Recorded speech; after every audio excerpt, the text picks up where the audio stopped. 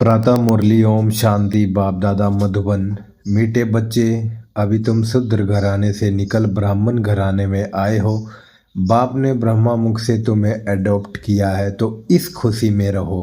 प्रश्न, कौन सा गृहराज ब्राह्मण कुल वाले बच्चे ही समझ सकते हैं? उत्तर, निराकार शिव बाबा हमारा पिता है और यह ब्रह्मा हमारी माता है। निराकार भगवान कैसे माता पिता बंधु सखा बनते हैं, यह गृह गुप्त राज ब्राह्मण कुल के बच्चों को ही समझ सकते हैं। उसमें भी जो देवी कुल के उच्च पद पाने वाले हैं, वही यह राज्य यथार्थ रीति समझेंगे। ओम शांति। बच्चे बैठे हैं, समझ रहे हैं कि हमारा बाप दादा आया हुआ है। बाप तो इकट्ठा हो जाता है दादा के साथ, तो कहेंगे बाप दादा आए हैं। यह टीचर भी है, बाप दादा के बिगड़ तो कुछ बता ना सके। बुद्धि चलनी चाहिए, क्योंकि यह नई बात है ना। अज्ञान काल में याद करते हैं सिंगल को, कहेंगे हमारा गुरु फलानी जगह है, उनके शरीर का नाम जानते हैं। हमारा बाबा हमारी माँ फलानी जगह है, उनका नाम रूप सब कुछ है। मनुष्य ने फिर शॉर्ट में लिख दिया है। मनुष्य ने जो बनाया है उनमें कुछ न कुछ रांग है। भल गायन है तमेव माता पिता, यह एक के लिए ही गाया जाता है, ब्रह्मा के लिए भी नहीं गाया जाता। उनका नाम रूप बुद्धि में नहीं आता, न विष्णु का न शंकर का। गाते तो हैं तुम माता पिता हम बालक तेरे, तो भी बुद्धि ऊपर में जाएगी। श्री कृष्ण को याद कोई कर न सके, याद फिर भी निराकार को ही करेंगे, उनकी महिमा है। तो बाप समझाते हैं, यहाँ जब बैठते हो तो लौकिक संबंध से बुद्धि योग निकाल, परलौकिक बाप को याद करो। इस समय यह सम्मुख है। भक्ति मार्ग में जो गाते हैं तो आंखें ऊपर करके कहते हैं, तुम माता पिता हे भगवान कह याद करते हैं।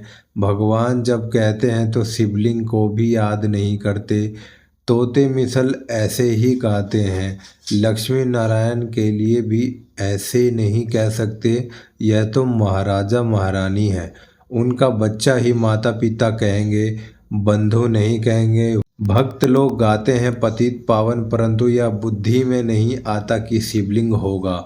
ऐसे ही सिर्फ कह देते हैं हे भगवान। हे भगवान किसने कहा, किसको कहा, कुछ भी पता नहीं।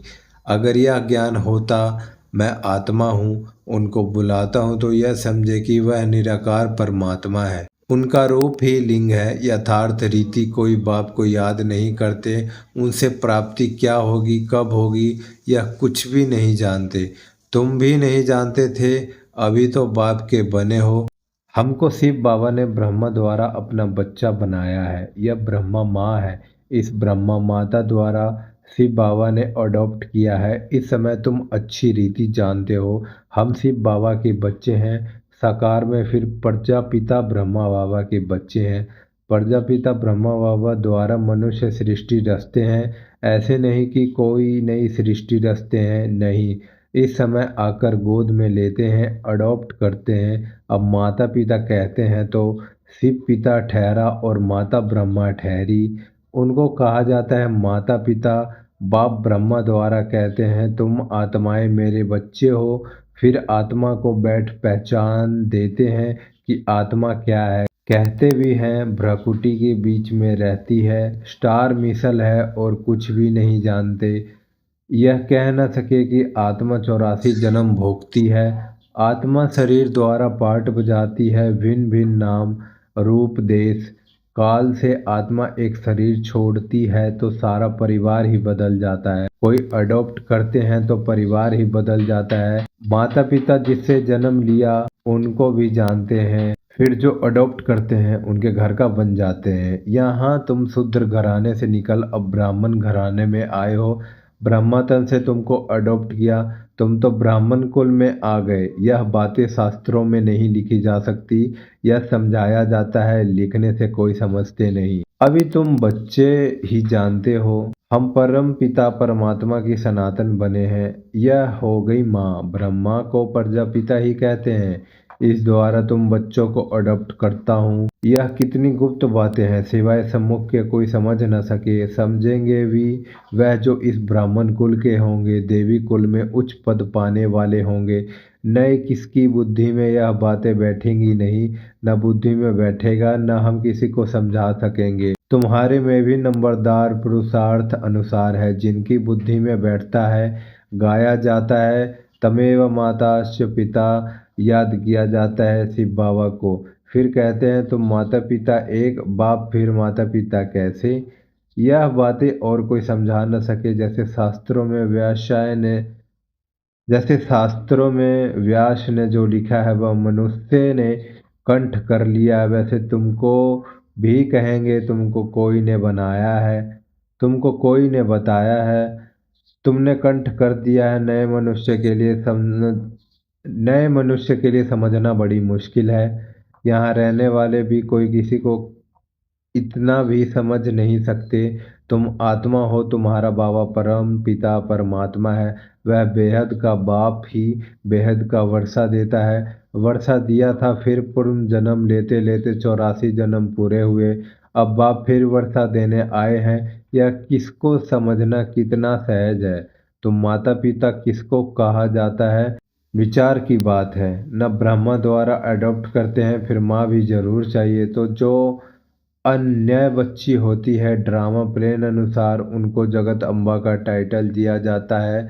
मेल को जगत अम्बा नहीं कह सकते, उनको जगत पिता कहेंगे। इनका प्रजापिता नाम मशहूर है। अच्छा, प्रजा माता कहाँ तो एडॉप्ट किया जाता है माता को। अम्बा पर कितना मेला लगता है, परंतु उनके ऑक्यूपेशन को कोई नहीं जानते। कलकत्ते में काली का मंदिर है, बॉम्बे में भी जगत अम्बा का मंदिर है। शकल अलग अलग है, जगत अम्बा है कौन यह कोई नहीं जानते। उनको भी भगवती कहते हैं। जब जगत अम्बा को भगवती नहीं कह सकते, वह तो ब्राह्मणी है, ज्ञान ज्ञानेश्वरी है। उनको बाप से ज्ञान मिला है। तुम सब जगत अम्बा के बच्चे हो, ज्ञान सुनकर फिर सुनाते हो। तुम्हारा धंधा ही यह हुआ। तुमको ईश्वर पढ़ाते हैं, कोई मनुष्य नहीं पढ़ाते हैं। यह ब्रह्मा भी तो मनुष्य है। मनुष्य कोई को भी पावन बना नहीं सकते। मनुष्य की बुद्धि इतनी डल हो गई है जो कुछ भी समझते नहीं है। पतित पावन तो एक ही बाप है, वह आते ही हैं पतितों का पावन बनाने। यह सारी दुनिया तमो प्रधान है, सब पतित है। नई दुनिया पावन, पुरानी दुनिया पतित। पुरानी दुनिया में हे नरकवासी, नई दुनिया में हे स्वर्गवासी। बुद्धि भी कहती है सतयुग में सिर्फ भारतवासी देवी देवताएं होंगे और कोई नहीं थे। अभी तुम बच्चे को यह ज्ञान मिला है। नई दुनिया में पहले सूर्यवंशी देवता थे, फिर चंद्रवंशी हुए, तो सूर्यवंशी पास्ट हो गए। चंद्रवंशी के बाद फिर वैश्यवंशी आते हैं। बरोबर लक्ष्मी नारायण का राज्य था। अच्छा, उनके आगे क्या था यह कोई समझ न सके। तुम बच्चों को बाप ने चक्र का राज समझाया है। द्वापर में है वैश्यवंशी, कलयुग में होते हैं शूद्रवंशी।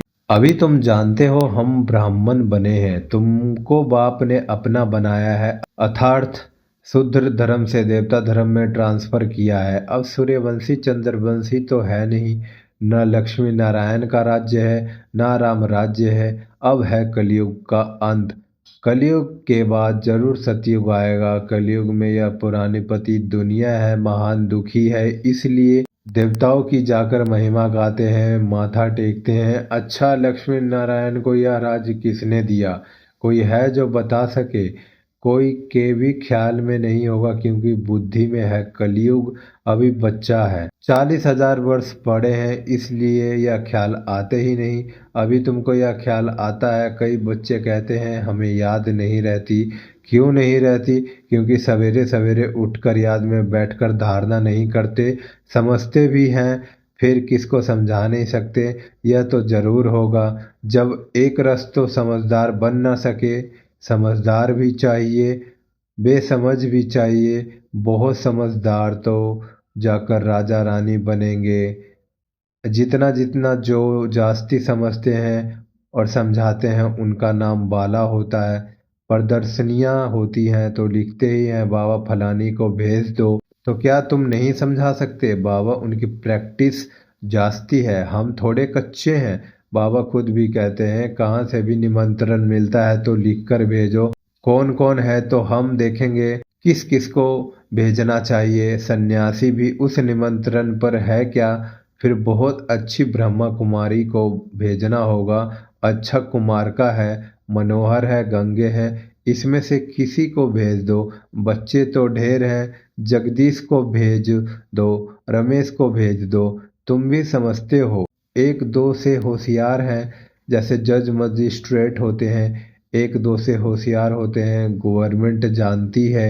एक दो से होशियार है, तब तो कैसे एक दो से ऊपर जाते हैं, फिर हाई कोर्ट में जाओ, फिर उनसे ऊपर, उसने भी जजमेंट ठीक ना दी तो फिर उससे ऊपर जाएंगे, उनके ऊपर तुम रहम करो। अब यह सब बातें यहाँ होती है, सतयुग त्रेता में होती नहीं। फिर द्वापर में राजा रानी का राज्य होता है, वहाँ तो महाराजा महारानी ही केस संभालते हैं। केस होंगे भी थोड़े, अभी तो तमो प्रधान पतित है ना, तो बादशाह के पास केस जाएंगे तो थोड़ी सजा दे देते हैं, कड़ी भूल होगी तो कड़ी सजा देंगे। यहाँ तो कितने जज वकील ढेर हैं, इतना कारोबार में फर्क है। सतयुग में क्या होता है यह किसी को पता नहीं है। अब बाप ने समझाया है, कोई से भी पूछो। इन लक्ष्मी नारायण को जानते हो? जैसे बिरला है, बहुत मंदिर बनाते रहते हैं, तो कोई अच्छा बच्चा हो उनको चिट्ठी लिखे, तुम लक्ष्मी नारायण के मंदिर तो बहुत बनवाते हो, इन्हों को यह राजधानी कैसे मिली? जबकि सतयुग से पहले कलयुग था, कलयुग में तो कुछ है नहीं। देवताओं ने तो कोई सी लड़ाई की नहीं होगी, लड़ाई से कोई विश्व का मालिक बन नहीं सकते। विश्व के मालिक जो थे उनके यह लक्ष्मी नारायण के चित्र रखे हुए हैं। अभी तो यह है कलयुग, यहाँ लड़ाई चलती है हथियारों की। बाप ने समझाया है कि क्रिश्चियन धर्म वाले ही आपस में मिल जाएं, आपस में प्रीत रखें तो विश्व के मालिक बन सकते हैं, परंतु विश्व के मालिक तो लक्ष्मी नारायण ही बनते हैं। बुद्धि कहती है ये आपस में मिल जाए तो मालिक बन सकते हैं, परंतु सतयुग में किंग क्वीन तो कोई बन ना सके, ड्रामा ही ऐसा बना हुआ है। अभी हम फिर से योग बल से स्वर्ग का वर्षा ले रहे हैं, तुम बता सकते हो? कल्प पहले भी संगम पर बाप से पद पाया है, 84 जन्म पूरे हुए, फिर से वर्षा ले रहे हैं। अच्छा, मीठे मीठे सीखले दे बच्चे प्रति मात पिता बाप का याद प्यार और गुड मॉर्निंग। रूहानी बाप की रूहानी बच्चों को नमस्ते। धारणा के लिए मुख्य सार, स्वयं में धारणा करने और दूसरे को कराने के लिए सवेरे सवेरे उठकर बाप की याद में बैठना है। जो समझा है उसे दूसरों को समझाने की प्रैक्टिस करनी है। लौकिक संबंधों से बुद्धि योग निकाल एक परलौकिक बाप को याद करना है। बाप से जो ज्ञान मिला है वह सुनकर सबको सुनाना है, यही तुम्हारा धंधा है। वरदान, समाने की शक्ति द्वारा एक मत का वातावरण बनाने वाले दृष्टांत रूप भव, जो एक जैसे मन के हैं, एक ही लगन और एक रस स्थिति में स्थित, एक ही मत पर चलने वाले हैं, आपस में संकल्पों में भी एक मत है, वही माला में पिरोए जाते हैं। लेकिन एक मत का वातावरण तब बनेगा जब समाने की शक्ति होगी। यदि कोई बात में विभिन्नता हो जाती है तो उस भिन्नता को समाओ, तब आपस में एकता से समी पाएंगे और सबके आगे दृष्टांत रूप बनेंगे। स्लोगन, हर संकल्प वाणी और कर्म में रूहानियत धारणा करो, तब सर्विस में रौनक आएगी।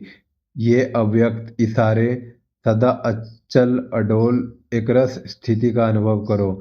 कोई भी दर्दनाक सीन देखते हुए नथिंग न्यू, जिन्हें नथिंग न्यू का पाठ पक्का है वह घबरा नहीं सकते। क्या हुआ, कैसे हुआ, यह हुआ, समाचार सुनते देखते भी ड्रामा की बनी हुई भावी को शक्तिशाली बन देखते, औरों को भी शक्ति देते चलो। दुनिया वाले घबराते और आप एक रस स्थिति में रहे उन आत्माओं में शक्ति भरते, जो भी संपर्क में आए उस शक्तियों का शांति का ज्ञान देते चलो। ओम शांति बाबा, ओम शांति बाबा, ओम शांति, ओम शांति।